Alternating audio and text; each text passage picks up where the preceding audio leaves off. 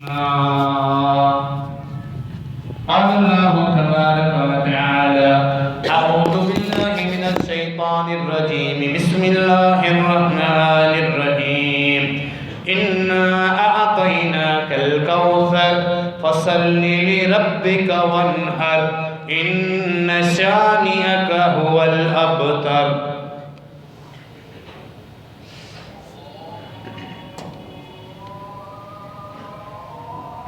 سورہ الکوثر کی تلاوت کی ہے آپ کے سامنے۔ اللہ رب العالمین نے اس سورۃ مبارکہ میں اپنے محبوب خاتم النبیین جناب محمد رسول اللہ صلی اللہ علیہ وسلم کو انعامات کی خوشخبری سنائی ہے، تسلی بھی دی ہے، اور اللہ رب العالمین نے آپ کے درجات کو جو بلند فرمایا، جو عزت اور توقیر اللہ تعالیٰ نے آپ کو عطا فرمائی، جو خیر کثیر اللہ تعالیٰ نے محمد رسول اللہ صلی اللہ علیہ وسلم کو عطا فرمایا، اس صورت مبارکہ میں اس خیر کثیر کا ذکر۔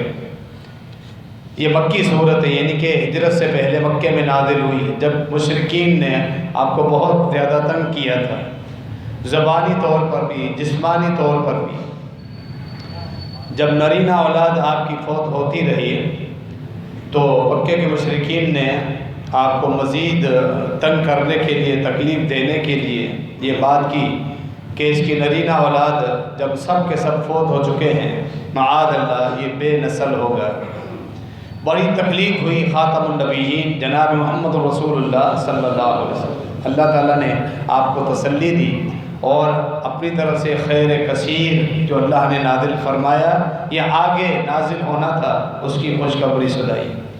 اے میرے محبوب، ہم نے آپ کو خیر کثیر عطا کیا، انا اعطیناک الکوثر، ہم نے آپ کو کوثر عطا کیا ہے۔ کوثر کثرت سے، ہم اردو میں جو لفظ استعمال کرتے ہیں وہ اسی عربی سے لیا گیا ہے۔ کوثر کثرت یعنی خیر کثیر ہم نے آپ کو عطا کی۔ بس آپ بھی اللہ کا شکر ادا کرنے کے لیے نمازیں پڑھتے رہیں، یعنی اللہ کی عبادت، فرائض، نوافل، تہجد پڑھتے رہیں، اور اللہ نے آپ کو جو رزق دیا ہے اس میں سے صدقات، قربانی اور دیگر صدقات کرتے رہے۔ وانحر بنیادی معنی ہے قربانی، اس کے ضمن میں مالی صدقات بھی آ جاتے ہیں، اور اللہ کا شکر ادا کرنے کے لیے بہترین عبادات نماز اور صدقات۔ اور پھر فرمایا ان شانئک، آپ کا جو دشمن ہے وہی بد نسل ہوگا، وہی بے نسل ہوگا، ان کا نام و نشان اللہ رب العالمین ختم کر دے گا۔ ایسا ہی ہوا، جناب محمد رسول اللہ صلی اللہ علیہ وسلم کی امت میں اضافہ، آپ کی امت کو جو اللہ نے بھلائیاں عطا فرمائی، خود آپ کو جو اللہ رب العالمین نے بھلائیاں عطا فرمائی، قرآن کے اندر اور صحیح احادیث کے اندر ان تمام بھلائیوں کا ذکر موجود ہے۔ دشمن کا نام و نشان ختم ہوا، اور اگر نام رہا بھی تو ذکر سر کے ساتھ۔ ابو جہل، ابو لہب کا نام، عتبہ، شیبہ، امیہ بن خلف، اب تک ان اہل جہنم کفار کا ذکر ہوتا ہے تو جہنم کے حوالے سے ذکر ہوتا ہے، جبکہ رسول اللہ صلی اللہ علیہ وسلم جب تک حیات تھے، وفات کے بعد آپ کی امت میں اضافہ، آپ کی شان، آپ کی رفعتوں میں اضافہ ہوتا رہا ہے، اور قیامت تک یہ اضافہ ہوتا ہی رہے گا۔ اسی طرح سورۃ الضحیٰ میں بھی اللہ رب العالمین نے آپ کو فرمایا تھا وَلَلْآخِرَةُ خَيْرٌ لَكَ مِنَ الْأُولَىٰ، اے میرے محبوب، ہر گزرتا لمحہ پہلے لمحے سے آپ کے لیے خیر اس میں ہوگی، آپ کی عزتیں اور آپ کی رفعتوں میں بلندی ہوتی رہے گی۔ سورہ الانشراح میں جو اس کے ساتھ ہی ہے فرمایا وَرَفَعْنَا لَكَ ذِكْرَكَ، میرے محبوب صلی اللہ تعالی علیہ وسلم، ہم نے آپ کے ذکر کو بلند کر دیا۔ جہاں جہاں اللہ رب العالمین کا نام آتا ہے وہاں اللہ کے محبوب، اللہ کے رسول خاتم النبیین صلی اللہ علیہ وسلم کا نام بھی آتا ہے۔ اذان ہو، جہاں توحید کی گواہی ہے وہاں رسول کرم صلی اللہ علیہ وسلم کی رسالت کی گواہی ہے۔ نماز کی عبادت ہو، جہاں اللہ رب العالمین کی عبادت ہے، وہاں جب تک درود شریف نہ پڑھا جائے نبی علیہ الصلوۃ والسلام پر وہ نماز مکمل ہی نہیں رہتی۔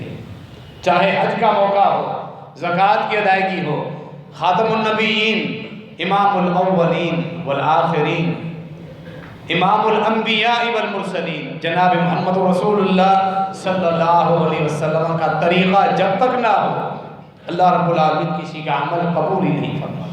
وَرَفَعْنَا لَكَ ذِكْرَكَ، کہ آپ کا نام مقدس جب لیا جائے اور کوئی آدمی بدبخت خاموش رہے، آپ صلی اللہ علیہ وسلم کے لیے درود و سلامتی کے الفاظ کے لیے زبان کو حرکت نہ دے، اس بدبخت کے لیے اللہ رب العالمین نے آسمان سے لعنت اور پھٹکار نازل فرمائی۔ کس قدر شان اللہ رب العالمین نے آپ صلی اللہ علیہ وسلم کو عطا فرمائی، اور آپ صلی اللہ علیہ وسلم کو اللہ رب العالمین نے جو خیر کثیر عطا فرمائی، اس میں ایک حوض کوثر جو معروف ہے، یہ بھی خیر کثیر میں سے ایک خیر، یہ سب خیر کثیر رہی۔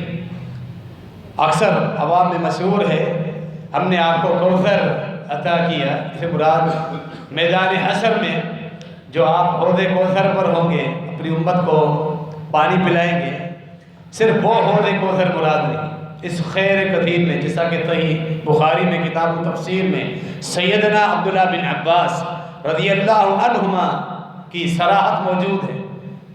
آپ نے فرمایا اس سے مراد وہ خیر کثیر ہے جو اللہ نے آپ کو، آپ کی امت کو عطا فرمائی۔ تو آپ کے صحابی نے پوچھا، عوام میں تو مشہور ہے، اس سے مراد صرف حوض کوثر جو میدان حشر میں لگائی جائے گی؟ فرمایا نہیں، وہ اس خیر کا ایک حصہ ہے۔ اس الکوثر میں، خیر کثیر میں، آپ کی امت کو ملنے والی تمام بھلائیاں مراد ہیں۔ خود آپ کو جو بھلائیاں ملی، آپ کی شان میں اضافہ، آپ کو جنت میں سب سے اعلیٰ مقام الوسیلہ، اور میدان حشر میں مقام محمود پر آپ صلی اللہ علیہ وسلم کھڑے ہوں گے۔ آپ کی امت کی تعداد تمام انبیاء کی امتوں کی تعداد سے زیادہ ہوگی۔ جنت میں سب سے زیادہ یہ امت محمدیہ صلی اللہ علیہ وسلم یہ داخل ہوگی، اور چھوٹی چھوٹی نیکیاں کرنے پر بڑے بڑے اعمال کے ذخیرے اللہ نے اس امت کے لیے تیار کر کے رکھے ہیں۔ یہ ساری خیر کثیر ہے جو اللہ رب العالمین نے رسول اللہ صلی اللہ علیہ وسلم کو عطا فرمائی۔ صحیح حدیث میں کوثر دو نہروں کا ذکر آتا ہے۔ ایک وہ نہر جو جس جنت میں نبی علیہ الصلوۃ والسلام ہوں گے، اس جنت کی ایک نہر، یعنی یہ میدان حشر کے علاوہ ہے، اس کا نام بھی الکوثر ہے۔ میدان حشر میں جو حوض ہوگا صاف و شفاف پانی کا، جو دودھ سے بھی زیادہ سفید، شہد سے زیادہ جس میں مٹھاس ہوگی، برف سے زیادہ ٹھنڈا، اور وہاں اس کے کناروں پر جو موتی اور مرجان اور یاقوت کے جو موتی جڑے ہوئے ہوں گے انتہائی خوبصورت، وہاں جو خوبصورت برتن سجائے ہوئے ہوں گے، ستاروں کی تعداد اور ستاروں کی مانند چمک بھی رہے ہوں گے، اپنی امت کو وضو کی برکت سے ان کے چمکتے ہوئے اعضاء کو پہچانیں گے، اور وہ پانی پلاتے رہیں گے۔ جو پانی پیے گا لم یظمأ ابدا، کبھی اسے پیاس نہیں لگے گی۔ اللہ ہمیں بھی حوض کوثر کا پانی رسول اللہ صلی اللہ علیہ وسلم کے پاس جا کر نصیب فرمائے۔ ایک کوثر وہ جو جنت الفردوس میں، اس کی خوبصورتی کا بھی ذکر آتا ہے، اس کی مٹھاس، اس کے کناروں پر جو اس کے عنبر کی خوشبو مہک رہی ہوگی، اور اس کے ارد گرد کی جو خوبصورتی، ہریالی، اور وہاں جنت کے ٹھنڈک کا ذکر ہے، وہ بھی حدیث میں آتا ہے۔ بلکہ حدیث میں یہ بھی صراحت ہے، میدان حشر میں لگنے والا حوض کوثر در حقیقت اسی کوثر میں سے اس کا پانی آ رہا۔ مسند احمد کی صحیح سند کے ساتھ روایت ہے، اس جنت کے اس نہر جو جنت کے اندر کوثر ہے، اس کے دو پرنالوں میں سے پانی جو بہہ رہا ہوگا، وہی پانی حوض کوثر میں جمع ہو رہا۔ یہ سب خیر کثیر ہے جو اللہ رب العالمین نے رسول اللہ صلی اللہ علیہ وسلم کو عطا فرمایا، جو آپ صلی اللہ علیہ وسلم کی امت کو اللہ تعالیٰ نے عطا فرمایا۔ فرمایا رسول اللہ صلی اللہ علیہ وسلم نے، صحیح مسلم کے اندر یہ فرمان عالی شان موجود ہے، فرمایا نحن الآخرون الاولون ونحن اول من يدخل الجنہ۔ فرمایا میری امت سب سے آخری امت ہے، اس دنیا میں آنے کی ترتیب میں ہم آخر میں آئے ہیں۔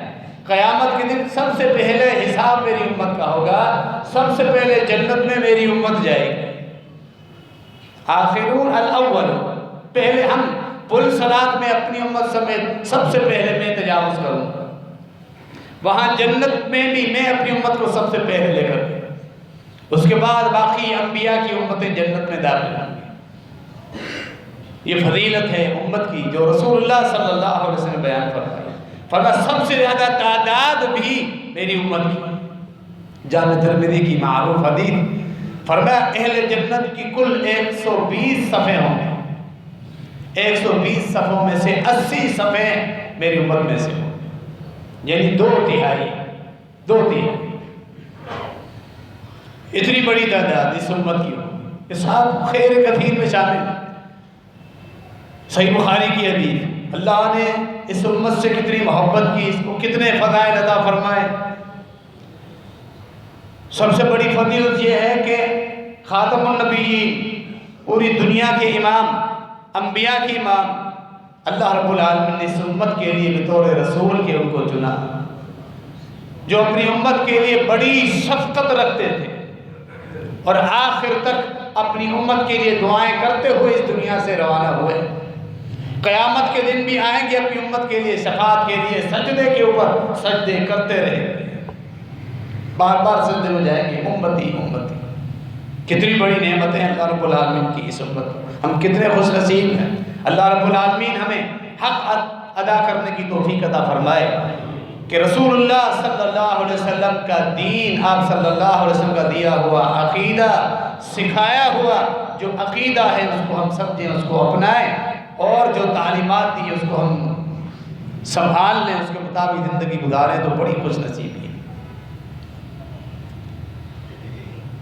فرمایا صحیح بخاری کے اندر جو فرمان ہے، فرمایا رسول اللہ صلی اللہ علیہ وسلم نے فرمایا تمہاری مثال، یعنی میری امت کی مثال، سابقہ امتوں کے مقابلے میں، اہل کتاب کے مقابلے میں، یعنی یہود و نصارہ، یہودیوں کی امت آئی، عیسائیوں کی امت آئی، یعنی موسیٰ علیہ السلام کی امت، سیدنا عیسیٰ بن مریم علیہ السلام ان کی امت آئی، پھر میری امت آئی۔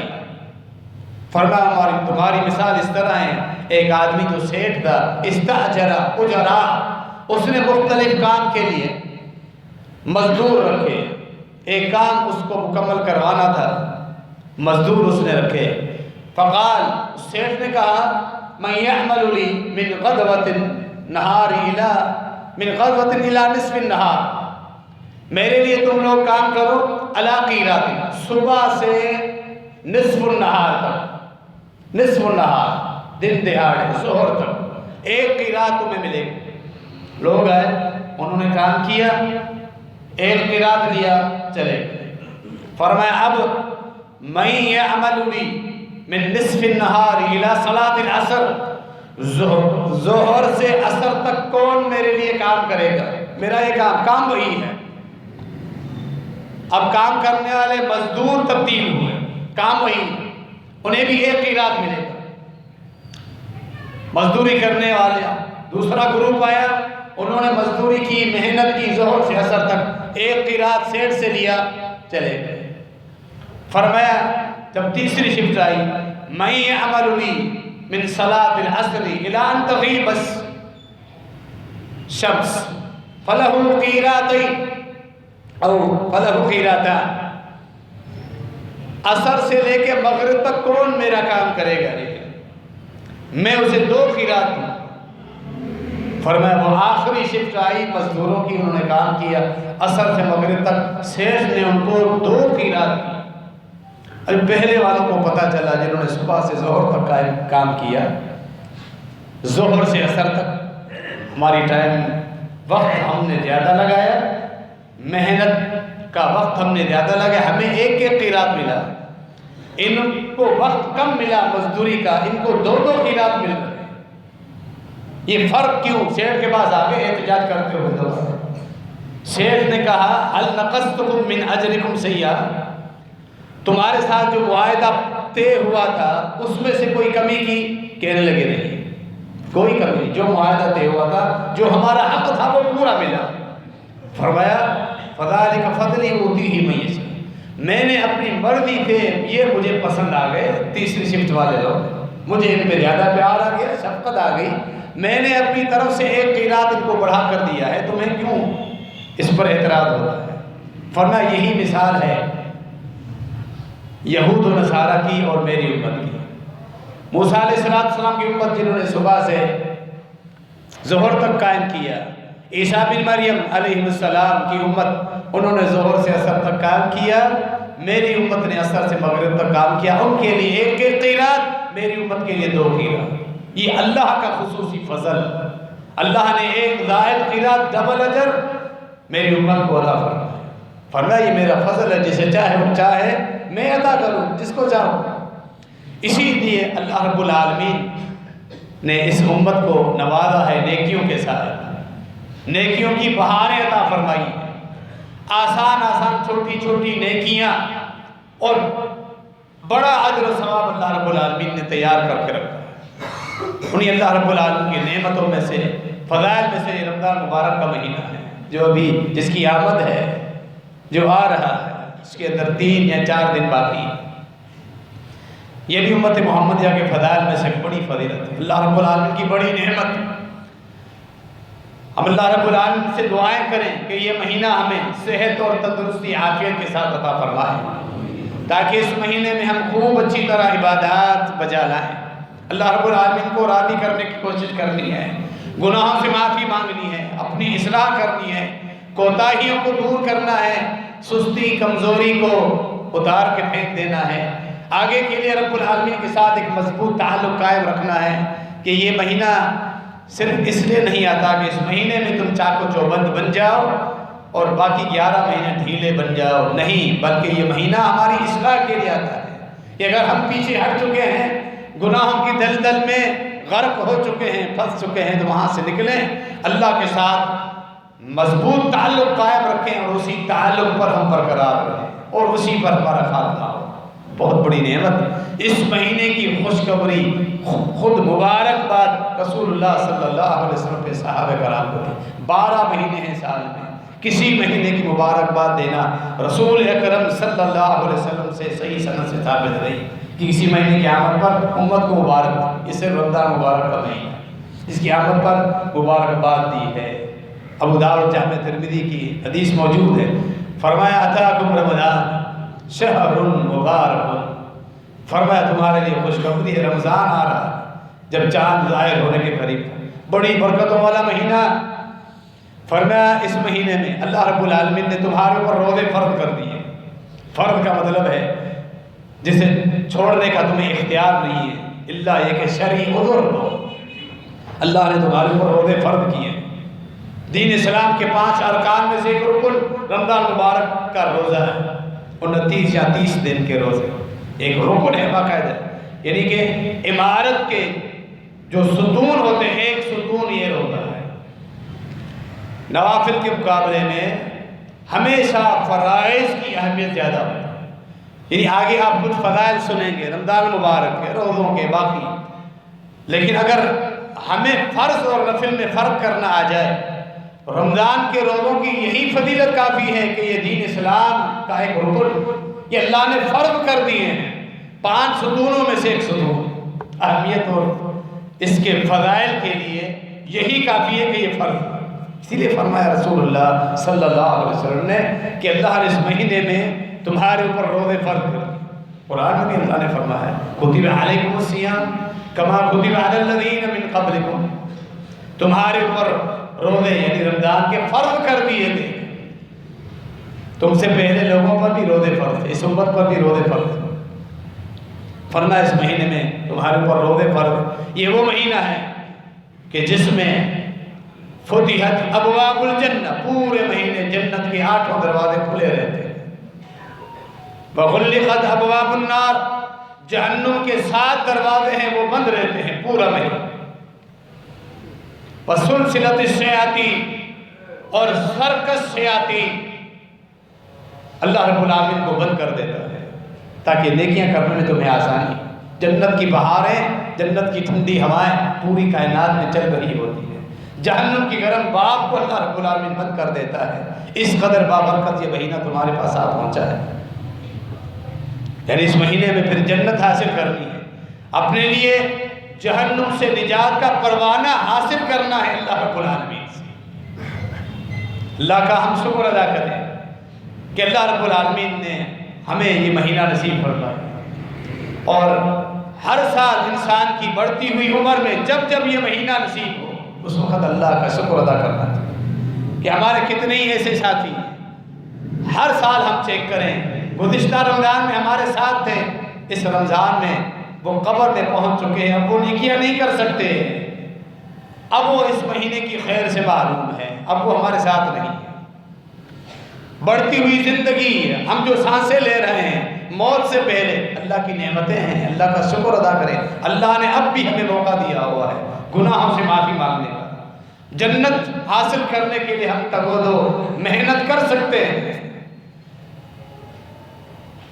اللہ کا شکر ادا کریں۔ ایک ایک لمحہ اللہ کی نعمت ہے یہ زندگی۔ ابن ماجہ کی حدیث، نبی مکرم جناب محمد رسول اللہ صلی اللہ علیہ وسلم کے زمانے مبارک میں ایک قبیلے کے 2 آدمی مسلمان ہوئے، ایک ساتھ انہوں نے اسلام قبول کیا۔ اسلام سے پہلے اپنے دین پر بھی وہ ایک دوسرے کے ساتھ تعلقات ان کے اچھے تھے، آپس میں دوست تھے وہ اسلام سے پہلے۔ اسلام جب قبول کیا صحابہ کرام میں ان کا شمار ہوا، اب بھی ان کی دوستی برقرار تھی، اب بھی دوست عبادتیں کر رہے ہیں، نیکیاں کر رہے ہیں۔ فرق یہ تھا ان میں سے ایک عبادتوں میں فرائض کے ساتھ نوافل میں بڑی وہ محنت کرتا تھا، نفلی روزے بھی نوافل بھی پڑھتا، باقی جو صدقات و خیرات اس میں بھی ہو جاتا، باقی دوسرا اس سے تھوڑا کم، فرائض پورے کرتا، نوافل کی تھوڑی توفیق ملتی جتنی بہت وہ کرتا تھا۔ جنگ لگی، جہاد میں دونوں شریک ہوئے، یہی جو محنتی تھا عبادت میں، شہادت کا رتبہ اللہ رب العالمین نے اسی کو عطا فرمایا، شہید ہو گئے۔ اللہ رب العالمین کی حکمتیں ہیں۔ یہ 1 سال مزید زندہ رہا، زندگی میں رمضان آیا، روزانہ کی 500 نمازیں آئی، اپنے حساب سے فرائض مکمل، نوافل کی جتنی توفیق ملتی یہ پڑھتا رہتا۔ 1 سال کے بعد اس کی فطری وفات، شہید نہیں، شہادت کی بہت نصیب، پہلا شہید ہوا، 1 سال کے بعد دوسرا دوست بہت ہوا، وہ شہید نہیں ہوا۔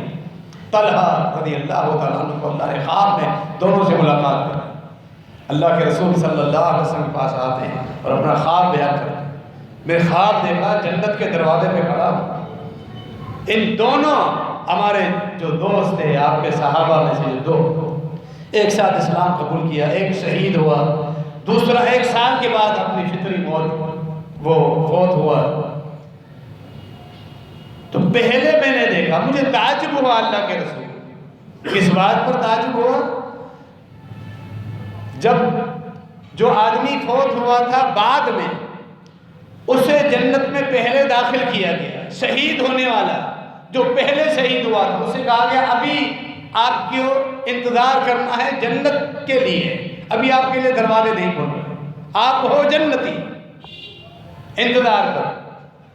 طلحہ نے کہا اللہ کے رسول صلی اللہ علیہ وسلم، مجھے بڑا تعجب ہوا، وہ شہید ہوا ہے، کی محنتیں عبادات بھی اس کی زیادہ تھی جو شہید تھا، نوافل بھی زیادہ تھے۔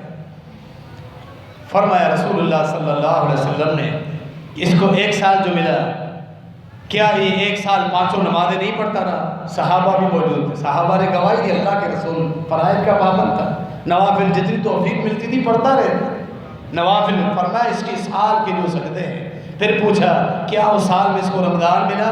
صحابہ نے گواہی دی جی ہاں اللہ کے رسول اس کو رمضان مبارک کا مہینہ بھی ملا۔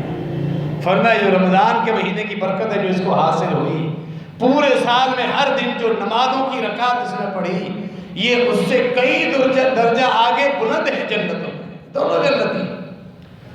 فَإِنَّ بَيْنَهُمَا أَبْعَدُ مِمَّا بَيْنَ السَّمَاءِ وَالْأَرْضِ، تھوڑا بہت درجات بلند نہیں ہے، اس کے درجات جس کو رمضان نصیب ہوا بعد میں فوت ہوا، فرائض اس کے مکمل تھے، نوافل وہ تھوڑے بہت پڑھا کرتا تھا، لیکن 1 سال جو مزید اس کو اللہ نے عطا فرمایا، اس 1 سال کی عبادت کی وجہ سے وہ اس سے اتنا بلند ہے جتنا زمین و آسمان کا فاصلہ، اس سے بھی زیادہ ہے۔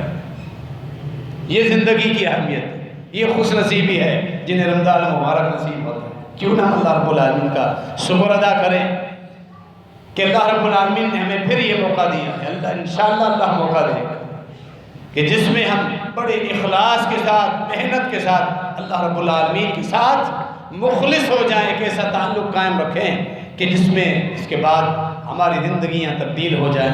اللہ رب العالمین ہمیں توفیق عطا فرمائے، آمین۔ وما علینا الا البلاغ۔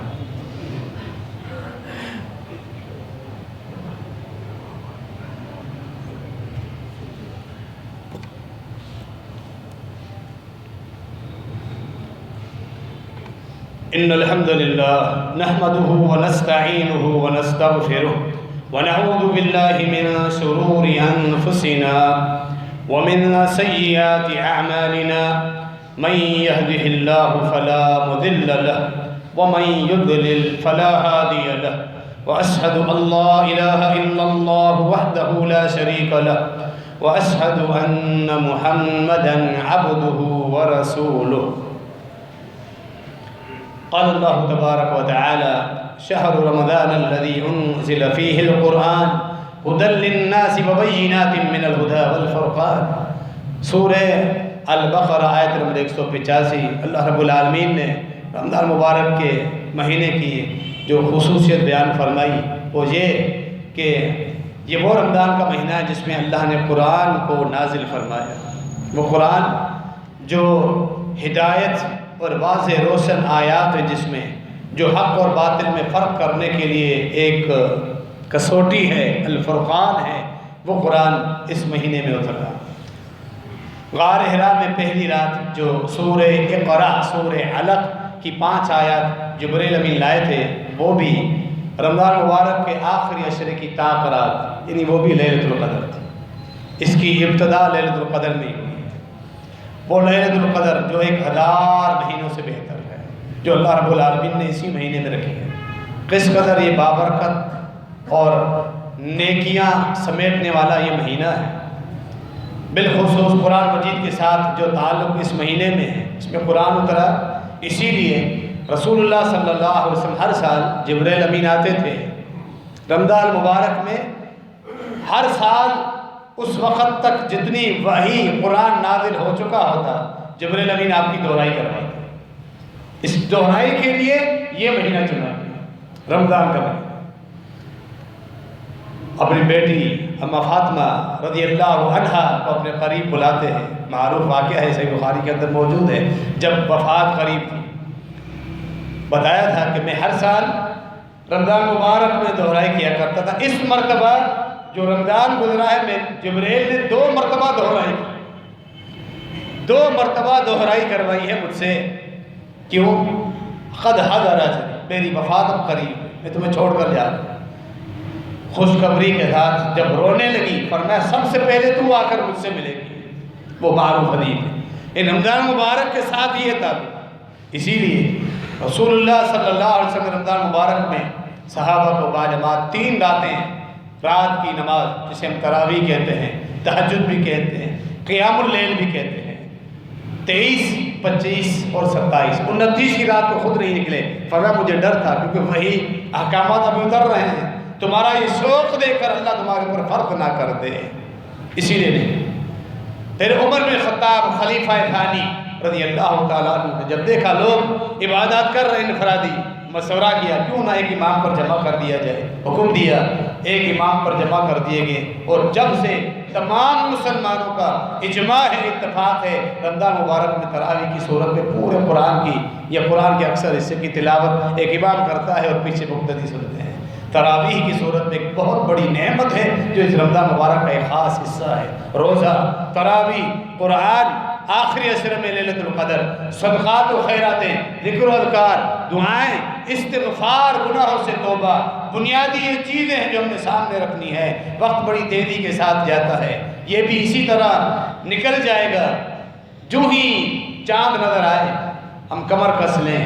یہ ساری چیزیں رمضان مبارک کی ہم نے حاصل کرنی ہے، یہ سارے فوائد ہم نے حاصل کرنے۔ تراویح کی صورت میں قرآن مجید کی تلاوت، اس کے علاوہ کوشش کریں، ویسے بھی سارا سال ہم کوشش کریں ہر مہینے میں ہمارا ایک دور مکمل اور روزانہ کم از کم ایک پارہ تو تلاوت کریں، بالخصوص رمضان میں اس میں اضافہ کر دیں۔ سلف صالحین کا عمل ہوتا ہے، محدثین کا روایت حدیث کو بند کر دیں، پڑھنا حلقہ تحدیث بند کر دیں۔ فرماتے تھے یہ مہینہ قرآن کا ہے، صدقات کا ہے، جو اللہ نے دیا ہے وہ نکالو، صدقہ کرو، قرآن کے ساتھ تعلق رکھو۔ کوشش کریں کم از کم ایک دہرائی کریں، 2 مرتبہ دہرائی کریں کہ 15 روزے تک تمہارا ایک قرآن مکمل ہو، باقی 15 میں دوسرا۔ اللہ مزید توفیق دے، ہر عصر میں ایک قرآن کی تکمیل کریں، 3 کم از کم اس کے دور میں اللہ نے مزید توفیق دیے، ہر ہفتے میں ایک تکمیل کریں۔ جس قدر قرآن سے زیادہ تعلق ہے اس مہینے میں اتنی ہی برکتیں زیادہ حاصل۔ اللہ نے بھی یہی فرمایا کہ اس میں ہم نے قرآن کو نازل فرمایا، اس میں سستی نہیں کرنی۔ اکثر لوگ یہ سمجھتے ہیں کہ اگر ہم نے کسی مسجد میں سبینہ کی صورت میں جلدی قرآن ایک ہفتے میں ایک عشر میں پورا سن لیا، اب ہمیں ضرورت نہیں، اپنے آپ کو نقصان پہنچاتے ہیں۔ اس کے لیے باقاعدہ کچھ مساجد میں یہ دیکھا گیا، بلکہ یہ معاملہ چل رہا ہے، 2 یا 3 راتوں میں شبینے کی صورت میں قرآن کی تکمیل ہوتی ہے۔ کیا کس انداز میں قرآن کی تلاوت ہوتی ہوگی اور کس طرح قرآن قاری پڑھ رہا ہوتا ہے، نہ پڑھنے والے کو پتہ ہے نہ سننے والے کو پتہ ہے۔ وَرَتِّلِ الْقُرْآنَ تَرْتِيلًا، اللہ نے تو یہ حکم دیا ہے قرآن کو ٹھہر ٹھہر کر حقوق اور آداب کے ساتھ پڑھو، لیکن یہاں قرآن کے ساتھ عجیب ہی بے ادبی کی جاتی ہے۔ یہ لوگ سمجھتے ہیں کہ جب قرآن کی تراویح میں تکمیل ہو گئی، اب ہم فارغ البال ہو چکے، تو اب ہم اپنے کاروبار کو وقت دیں، باقی سارا مہینہ وہ پھر مسجد تراویح کے لیے نہیں آتی۔ پورا مہینہ یہ عبادات کا ہے، صرف چند ابتدائی راتیں نہیں ہیں۔ اپنی اس غلطی کی بھی اصلاح کرنی ہے۔ ہمیں جو رکاوٹ پیش آ رہی ہے، اکثر جو مسئلہ ہے وہ موبائل فون کا استعمال ہے۔ یہ مہینہ عبادات کا ہے، اپنے آپ کو تھکانے کا مہینہ، عبادتیں کر کر کے تھکا دینا ہے اپنے آپ کو۔ سونے اور کھانے پینے کا مہینہ نہیں ہے۔ یہ کیا طریقہ ہے کہ ساری رات جاگ رہے ہیں اور پھر جاگ بھی رہے ہیں تو عبادتیں نہیں ہیں، خالی بس گھومنا پھرنا، سیر و تفریح، یا مختلف کلب کرکٹ پہ جو ٹورنامنٹس ہوتے ہیں لڑکے وہاں کیا ہے وقت گزار دیتے ہیں۔ صبح سحری کھائی، نماز بھی نہیں، یا پڑھی بھی نماز برائے نام، پھر سحری افطاری تک سوئے، نہ ظہر کی نماز ملی ہے نہ عصر کی نماز۔ روزے کا مقصد تو فوت ہو گیا۔ اصل بنیادی فرائض جب اس روزہ رکھ کے بھی ضائع ہوتے رہیں تو پھر روزے کے جو مقاصد ہیں وہ ہم ضائع کر دیتے ہیں۔ ان تمام حرکتوں سے بچنا ہے۔ موبائل فون کا استعمال، سوشل میڈیا کا استعمال محدود کر دیں۔ میسیج کی حد تک جو ضروری میسیج ہے رابطہ کرنا، اس پہ تو انسان آئے، لیکن خام خواہ کی چیزیں آج کل سوشل میڈیا پہ سوائے فضولیات کے کچھ بھی نہیں ہے۔ سیاسی گفتگو جس کا کوئی فائدہ نہیں، لوگوں کی عام گفتگو جس کا کوئی فائدہ نہیں، بیکار ایسی چیزیں۔ تعجب ہوتا ہے کہ ایک آدمی سفر پہ جا رہا ہے اور اپنی سیلفی فوٹو نکال کے فیس بک پہ رکھی ہے، اس پہ 300 کمنٹس آ رہے ہیں، 600 کمنٹس آ رہے ہیں۔ لوگوں کے پاس اتنا وقت ہے جو وہ اپنی پوسٹیں رکھ بھی رہے، لوگوں کے پاس اتنا وقت ہے اسے لائک بھی کر رہے ہیں، اس پر کمنٹس بھی دے رہے ہیں، کمنٹ کے جواب آ رہے ہیں، جواب کے جواب آ رہے ہیں۔ گھنٹوں کے گھنٹوں اس بیکار چیز پہ ہم اپنے موبائل فون پہ ضائع کر دیتے ہیں۔ نہ صرف رمضان کے مہینے میں، ویسے بھی ہم اپنی اصلاح کریں، یہ رکاوٹ ہے بڑی سوشل میڈیا۔ پھر اس کے استعمال سے فحش چیزیں بھی، غیر اخلاقی چیزیں بھی، فحش مواد بھی جب سامنے آ جاتا ہے تو پھر ہمارا ایمان وہ کیفیت پہ نہیں رہتی۔ اس مہینے میں اپنی اصلاح کرنی ہے، اس شیطان سے لڑنا ہے کہ اپنی اصلاح کریں، اس کا استعمال ہم محدود کر دیں۔ اللہ رب العالمین ہمیں توفیق عطا فرمائے تھا کہ اس مہینے سے ہم بھرپور فائدہ اٹھائیں، اپنے گناہوں کی معافی۔ اللہ رب العالمین بڑا غفور الرحیم ہے، بڑا ہی معاف کرنے والا ہے۔ اللہ نے پکار پکار کر ہمیں بلایا ہے اپنے پاس، بار بار اللہ رب العالمین بلا رہا ہے۔ لا تقنطوا من رحمت اللہ، اللہ کی رحمتوں سے ناامید نہ ہو جاؤ، چاہے کتنے بھی گناہ کیے، معافی مانگو۔ سب سے بڑا گناہ شرک کیوں نہ ہو، بڑے سے بڑے گناہ تم نے کیے، معافی مانگو۔ ان اللہ یغفر الذنوب جميعا انہ هو الغفور الرحیم، سورہ زمر۔ اللہ تمہارے سارے گناہ معاف کر دے گا، وہ بڑا ہی بخشنے والا، بڑا ہی مہربان ہے۔ اللہ کے دروازے پہ آؤ تو صحیح، یہ رمضان اللہ کے پاس بلانے والا ایک دروازہ ہے، ایک سیڑھی ہے جو ہمیں اللہ رب العالمین کے قریب کرتی ہے۔ گناہوں سے معافی، ایسی سچی معافی، آئندہ نہ کرنے کا عزم۔ اللہ رب العالمین اتنا مہربان کہ اللہ نے فرمایا الا من تاب وآمن وعمل عملا صالحا فاولئک یبدل اللہ سیئاتہم حسنات۔ کچھ ایسے لوگ ہیں گناہ کیے پھر توبہ کی، ایمان لے آئے، توبہ کی، اپنی اصلاح کر لی، اب اللہ کی شرعی حدود کے پابند ہو گئے، اس طرح انہوں نے گناہوں سے معافی مانگ کے اپنی اصلاح کر لی، اللہ نے نہ صرف ان کے گناہ معاف کر دیے بلکہ ان کے گناہوں کو نیکیوں میں تبدیل کر دی۔ یبدل اللہ سیئاتہم حسنات، اللہ بدل دیتا ہے ان کے سیئات کو حسنات کے اندر۔ سورہ الفرقان میں یہ خوشخبری موجود ہے۔ کتنا مہربان ہے۔ ہم اس مہربان کے دروازے پر آئیں، شیطان ہمیں کھینچ کر اپنے پاس لے کر جاتا ہے کچھ رنگینی اور دنیا کی چمک دکھا کر۔ اللہ رب العالمین کے پاس ہی عزت ہے، تسکین ہے، سکون ہے، اطمینان ہے، رزق میں برکت ہے، خوشی ہے، عافیت ہے، اللہ کے دین میں اللہ کے ساتھ تعلق جوڑتے ہیں۔ جب عبادات کرنے لگے، رمضان مبارک کا مہینہ ہے، یاد رکھیں ہم ان چیزوں کو علیحدہ کر دیں جو چیزیں اعمال کی قبولیت میں رکاوٹ بنتی ہیں، یعنی عبادتیں کریں، ان چیزوں کو بھی ہٹائیں نا جو اعمال کی قبولیت میں رکاوٹ بنتی ہے۔ عقیدہ توحید کی اصلاح کر لیں، کیونکہ شرک ایسی چیز ہے ایک انسان ساری زندگی زندہ رہے، اسے ہر سال میں اللہ بالفرض اگر 12 ہی مہینے رمضان کے دے دے، عقیدے میں شرک ہے، اس سے کوئی فائدہ نہیں پہنچے گا۔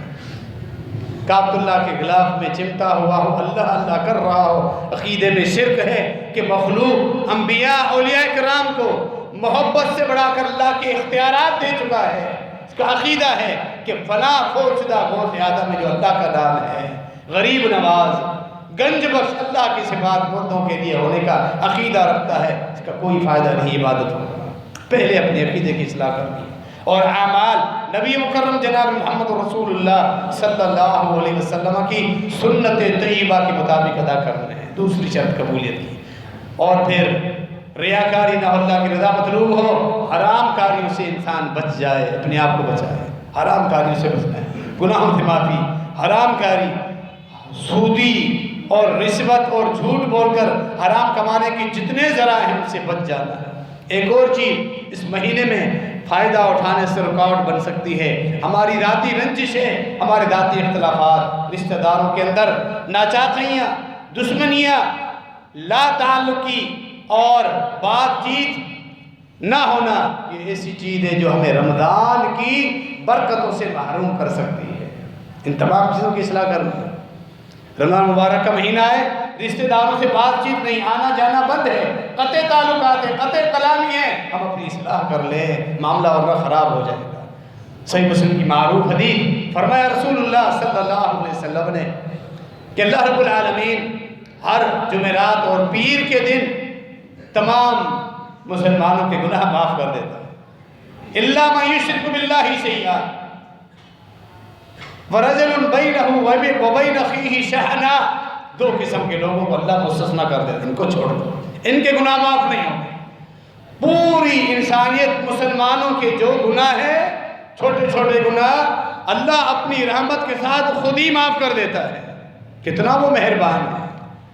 فرماتا ہے اللہ فرشتوں کو کہتا ہے یہ جو اضافی فائدہ ہے، یہ بونس ہے، اس میں سے 2 لوگوں کو مسلم تو اللہ کے ساتھ کسی کو شریک ٹھہراتا ہے، عقیدے میں شرک، سب سے پہلے وہی بار چیز آتی ہے، اپنی توحید اس کی اصلاح کریں۔ یہ انتہائی اہم مسئلہ ہے، یہ انتہائی اہم مسئلہ، اس میں سنجیدگی اختیار کریں، عقیدے کی اصلاح کریں، توحید سیکھیں اہل توحید سے۔ جو لوگ علم کا دعویٰ کر کے اسکالر ہونے کا نام لیں لیکن لوگوں کو قبر پرستی کی طرف لے کر آ جائیں، وہ تمہارے خیر خواہ نہیں، وہ تمہیں جہنم کی آگ میں، جہنم کے کنویں میں پھینک رہے ہیں، تمہیں، تمہارے بچوں کو، تمہارے گھر والوں کو جو شرک پر تمہیں بلا رہے ہیں، اولیاء کرام کی جھوٹی کرامتیں بیان کر کے اللہ کی اختیارات جو دے رہے ہیں۔ فرمایا اس کو چھوڑ دو مشرک۔ دوسرا وہ جس کا اپنے مسلمان بھائی کے ساتھ قطع تعلقات، جب تک یہ اپنی اصلاح نہیں کر لیتے، اللہ فرماتا ہے ان کو بھی چھوڑ دو، ان کے بھی گناہ معاف نہیں ہوں گے، ہم اپنی اصلاح کریں۔ آج کل اصلاح کرنے کے لیے اپنی انا کو ماریں، کم از کم واٹس ایپ ہر کوئی بندہ استعمال کر رہا ہے، سلام کرے السلام علیکم ورحمۃ اللہ، بھائی میرا دل آپ کے لیے صاف ہے، آئندہ میں جب بھی ملاقات ہوگی آپ سے بات چیت ہوگی۔ اتنا بھی کلام میسج نہیں کر سکتے، سامنے والا بھی میسج کرے جواب دے، ملاقات ہو تو بات چیت شروع ہو جائے۔ اتنی آسانی جو درست استعمال ہے موبائل فون کا وہ بھی تو کر سکتے ہیں، کیا اتنی بھی توفیق نہیں؟ لیکن اکثر لوگوں کے سامنے وہی انا آ جاتی ہے، اس انا کی وجہ سے اس چیز سے محروم رہتے ہیں۔ رمضان مبارک کے مہینے کی آمد ہے، اس کی ہم نے خوب تیاری کرنی ہے۔ عید کی تیاری اور رمضان کے لیے جو تیاری ہوتی ہے اکثر وہ کوشش کر رمضان سے پہلے ہی، اب تو 3 یا 4 دن باقی ہے۔ رمضان مبارک کے مہینے میں بازاروں کے چکر، ہماری خریداری، عید کی خریداری، پھر وہی معاملہ دنیاوی آ جاتا ہے، رمضان کی پھر برکتوں سے ہم پھر محروم ہو جاتے ہیں۔ راتوں کو مساجد میں تراویح ہو رہی ہو، ہم بازار میں گھوم رہے ہوں خریداری کے لیے۔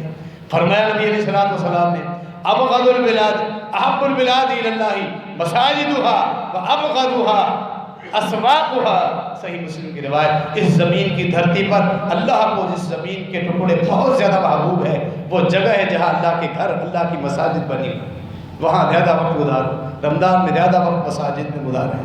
اور فرمایا سب سے بدترین جگہ جو اللہ کو پسند نہیں ہے، کاروبار کرنا جائز ہے، جائز امور میں کاروبار کریں، معاملات کریں، لیکن اللہ کو یہ جگہ پسند نہیں ہے، بغیر ضرورت کے کوئی انسان نہ جائے۔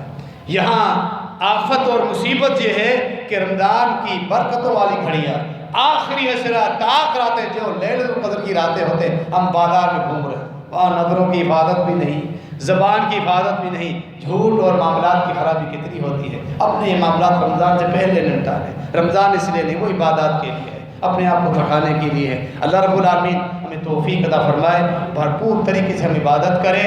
اللہ رب العالمین یہ مہینہ ایسا لائے کہ جس کے بعد ہمارے اندر ایسی تبدیلی آئے۔ ہمارا یہ تصور ہونا چاہیے، کچھ لوگ جو پچھلے سال ہمارے ساتھ تھے اب نہیں ہیں، کہیں ایسا نہ ہو یہ رمضان ہمارا بھی آخری مہینہ رمضان ہو، یہ سوچ کر اس میں عبادتیں کریں۔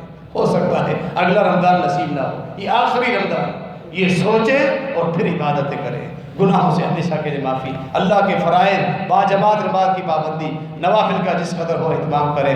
اللہ رب العالمین توفیق عطا فرمائے کہ ساری برکتیں اور خیر اللہ رب العالمین ہم سب کو نصیب فرمائے، آمین۔ جمعیت اہل حدیث سندھ کے تحت سالانہ سیرت النبی صلی اللہ علیہ وسلم کانفرنس جو ہر سال سعید آباد میں ہوتی ہے، آج جمعۃ المبارک سے اس کا افتتاح ہو رہا ہے۔ محمدی پبلک پارک نیو سعید آباد میں